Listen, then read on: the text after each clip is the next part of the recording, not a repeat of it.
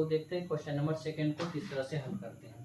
Question number second में कह रहा है जो संख्याओं को दशमलव प्रसारों को लिखिए जो शांत है, यानी दशमलव के रूप में लिखना है जो भी परम संख्या क्या है, शांत है। तो सबसे पहले यहाँ पे लिखा था क्वेश्चन नंबर, देखिए ऊपर वाला क्वेश्चन में कह रहा था, देखिए क्वेश्चन क्या है 13/31 25, 13/31 25, तो इसको लिखना है दशमलव के रूप में, ठीक है, दशमलव के रूप में हुआ। इसमें क्वेश्चन कहा था क्या दशमलव प्रसार शांत है कि अशांत है, लेकिन अब जो क्वेश्चन कह रहा है उसमें क्या कह रहा है, जो इसको लिखना है दशमलव के रूप में आपको लिख के दिखाना है। देखिए 13/31 25 है ना, इसको दशमलव के रूप में हम लोग किस तरह से लिखते हैं। तो सबसे पहले दशमलव के रूप में लिखने के लिए यहाँ पे लिखते हैं 13/31 25, 31 25, इसको दशमलव के रूप में लिखना है।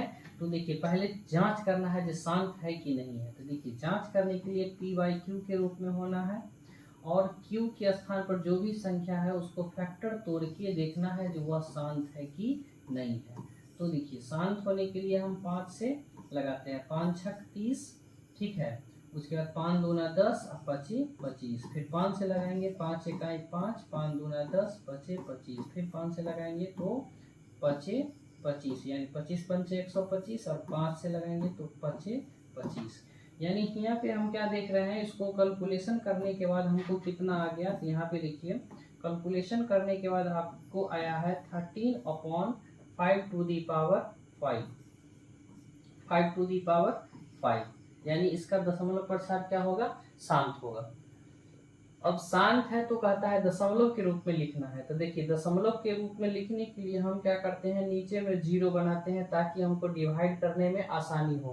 तो नीचे में 0 बनाने के लिए क्या करते हैं, यहाँ पर देखिए नीचे में 0 बनाने के लिए हम यहाँ पे 2 टू दी पावर 5 कर लेते हैं। यहाँ जब 2 टू दी पावर 5 से यहाँ पे डिवाइड किए हैं तो ऊपर में मल्टीप्लाई भी कर दीजिए ताकि हमको दोनों अरेंज हो जाएगा। अब देखिए इससे इससे फिर कैंसिल हो गया तो फाइनली हमको जो बचा था उतना हो जाएगा, ठीक है। तो इससे हमको क्या हो गया, फायदा हो गया और डिवाइड करने में हमको आसानी हो जाएगा। तो इस तरह से आप अरेंज कर सकते हैं, ठीक है। अब देखिए यहाँ पे 13 हो गया। अब 2 को 5 टाइम्स जो हम लिखेंगे, तो 2 को अगर हम 5 बार लिख के मल्टीप्लाई करते हैं तो कितना होगा, तो देखिए 2 दूना 4, 4 दूना 8 दूना 16 दूना 32, तो यहाँ पे कितना हो गया 32। और नीचे में देखिए क्या है, ऊपर में पावर सेम है, बेस अलग अलग है, तो दोनों बेस को गुना करके एक पावर लिख देते हैं ताकि हमको क्या हो गया, देखिए 0 आ गया ना, यहाँ पे नीचे में 0 आ गया था। अब किसी भी संख्या में 100 से 1000 से डिवाइड करने में हमको क्या होगा, आसानी होगा, इसीलिए इस तरह से हम 0 के फॉर्म में बनाए हैं। अब देखिए इसको मल्टीप्लाई करेंगे तो कितना होगा, तो 13 दूना 26 हो गया, 2 बच गया, 13 तिया 39, 40 1 41 हो गया। नीचे में कितना 0 आएगा, तो 5 0, यानी 10 के पावर कितना हो गया, 5 हो गया, ठीक है।